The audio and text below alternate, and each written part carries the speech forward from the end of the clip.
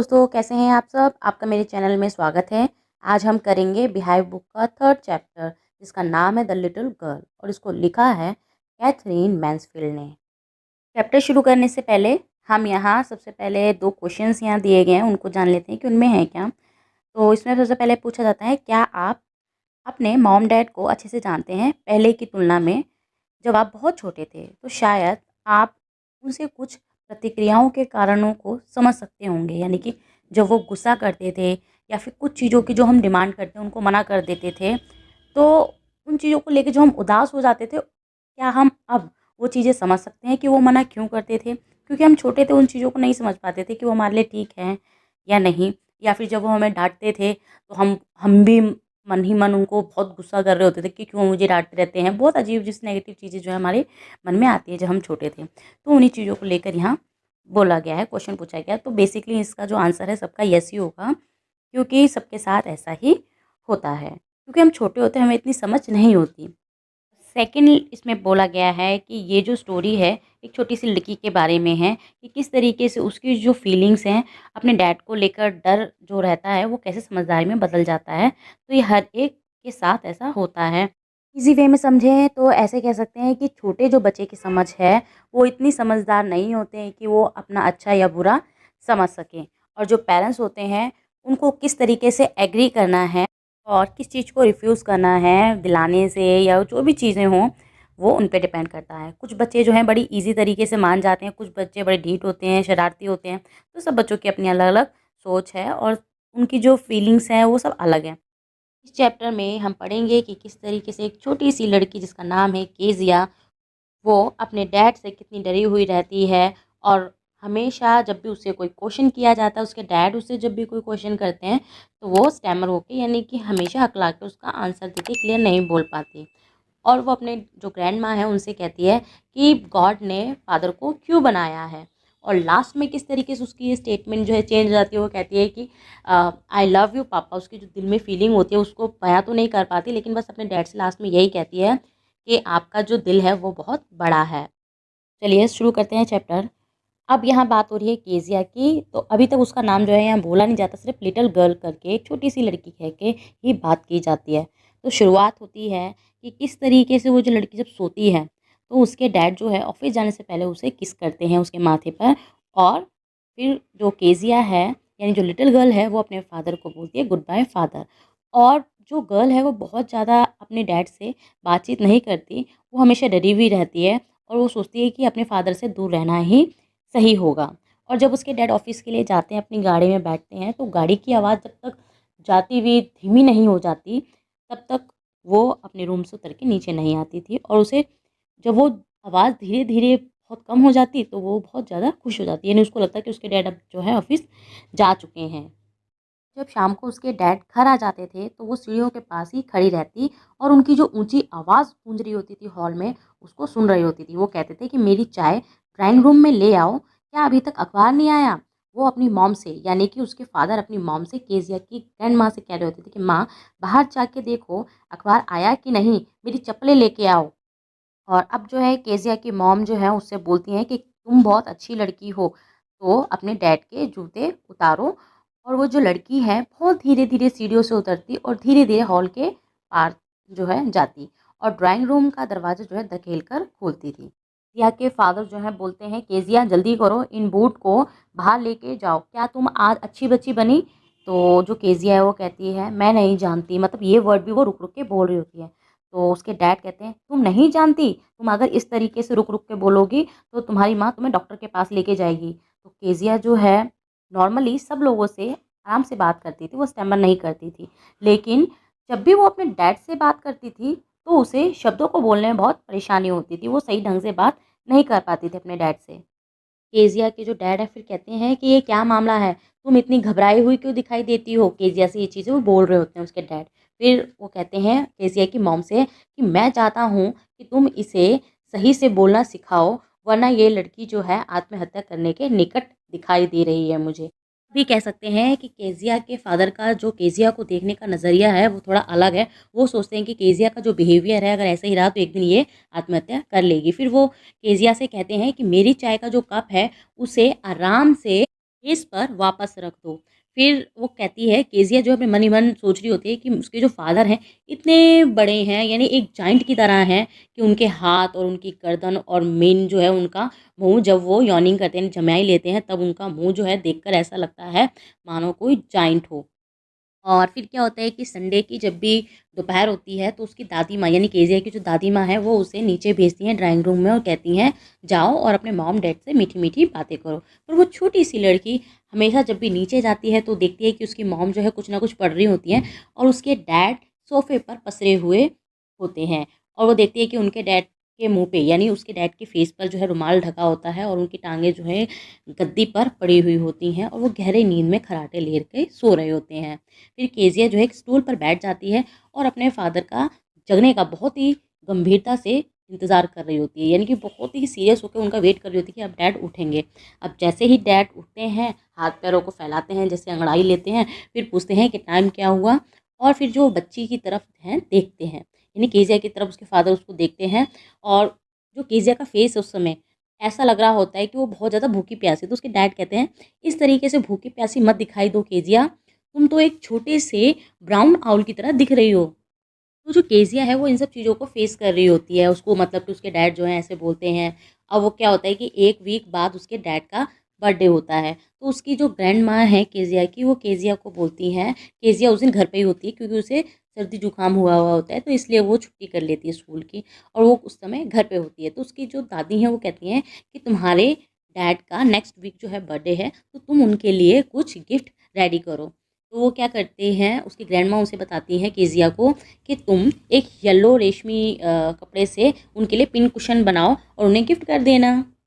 केज़िया जो है इस पर काम करना शुरू कर देती है, बहुत मेहनत करती है वो। अब वो क्या करती है, पिन कुशन बनाने के लिए जो कपड़ा लेती है उसको तीनों तरफ से सिल देती है और एक तरफ जो है छोड़ देती है उसको कुछ स्टफिंग करने के लिए, भरने के लिए। अब वो सोचती है कि मैं इसके अंदर भरूँ क्या? पिन कुशन चारों तरफ से सिला हुआ एक कुशन की तरह है, तो उसमें सिर्फ अभी 3 सिलाई ही करती है वो और चौथी सिलाई छोड़ देती है ताकि उसमें कुछ भर के फिर उसको वो चौथी सिलाई कर सके और वो अपने डैड को गिफ्ट कर सके। पर होता क्या है, उसको कुछ मिल नहीं रहा होता। अब वो सब जगह ढूँढ रही होती है, यहाँ-वहाँ की कुछ चीज़ उसे मिल जाए उसको भरने के लिए, उसको पिन कुशन को। फिर उसकी जो दादी माँ है वो देखती है नहीं, फिर बोलती है दादी माँ कहाँ है? फिर दादी माँ जो है बगीचे में बाहर होती हैं।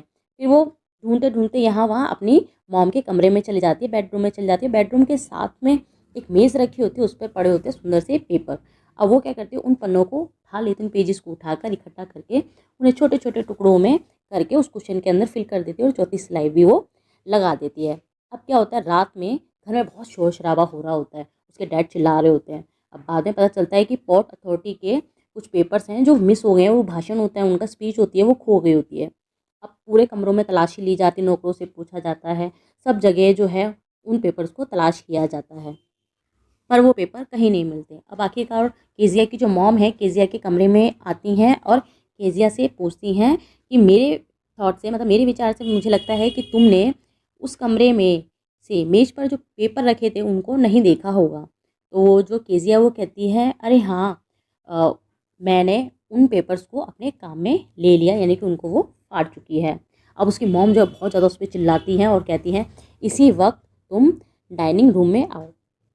केज़िया को घसीटते हुए नीचे लाया जाता है, जहाँ उसके डैड जो है घूम रहे होते हैं अपने पीछे हाथ रखकर और उन्हें जो है बहुत ज़्यादा गुस्सा आ रहा होता है। अब जो केज़िया की मॉम है पूरी की पूरी जो बात है उसके डैड को बता देते हैं कि ये चीज़ें हुई हैं।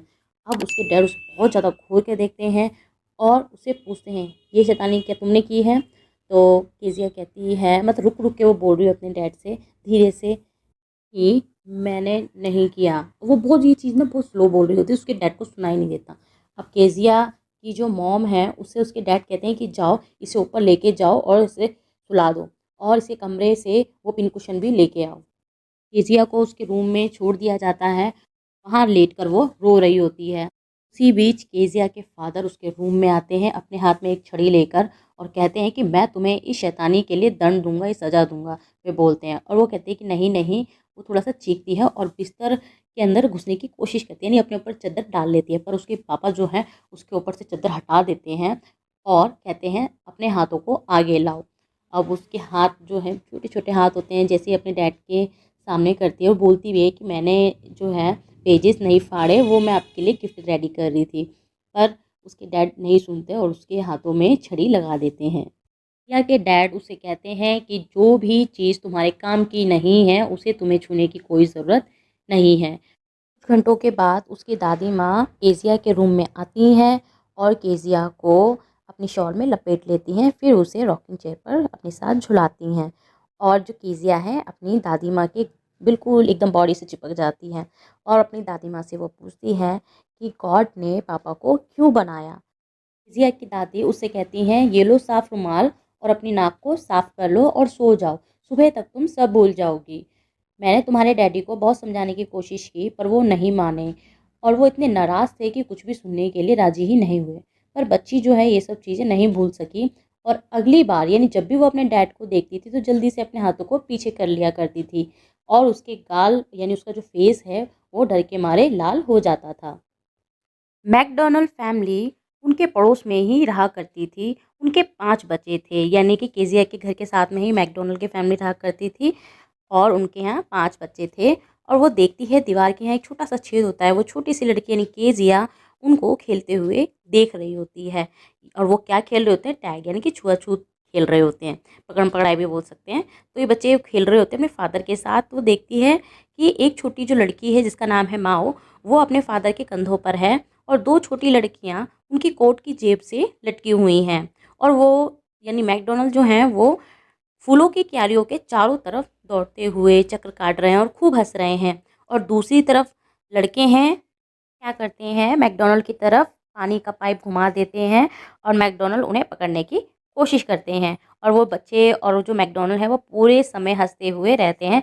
तब जो केजिया है वो सोचती है, वो फाइनली डिसीजन लेती है कि जो मैंने सोचा था यानी कि हर फादर बुरे होते हैं, ऐसा नहीं है, सारे फादर एक जैसे नहीं होते। अचानक एक दिन केजिया की मॉम बीमार पड़ जाती हैं, तो केजिया की मॉम और उसकी दादी माँ को अस्पताल जाना पड़ता है और वो छोटी-सी लड़की यानी केजिया क्या करती है, अकेली ही घर पर रह जाती है। उसके साथ उसकी जो कुक होती है एलिस, वो उसके साथ होती है।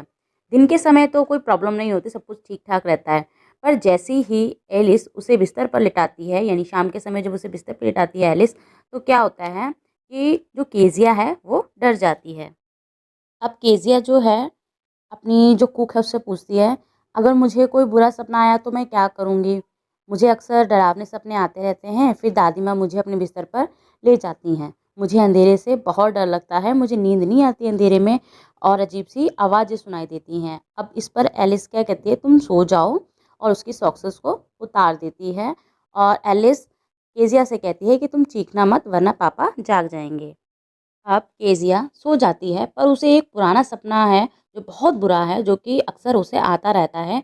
वो अपने सपने में देख रही होती है कि एक कसाई जिसके हाथ में चाकू है और उसने रस्सी पकड़ी हुई है और वो केजिया की तरफ अपनी डरावनी मुस्कान के साथ आता जा रहा है और केजिया जो है उस परिस्थिति में है कि वो हिल भी नहीं पा रही, बिल्कुल स्थिर बैठी हुई है। मतलब वो अपने आप को सपने में देख रही है कि वो हिल-डुल भी नहीं पा रही है और जैसी है वैसे ही पड़ी हुई है और एकदम से वो चीखती है, कहती है दादी माँ और वो काँपती हुई जगती है और देखती है कि उसके डैड जो हैं उसके पास में ही यानी उसके बिस्तर के पास में ही खड़े हुए हैं मोमबत्ती लिए हुए और वो केजिया से पूछते हैं कि क्या हुआ?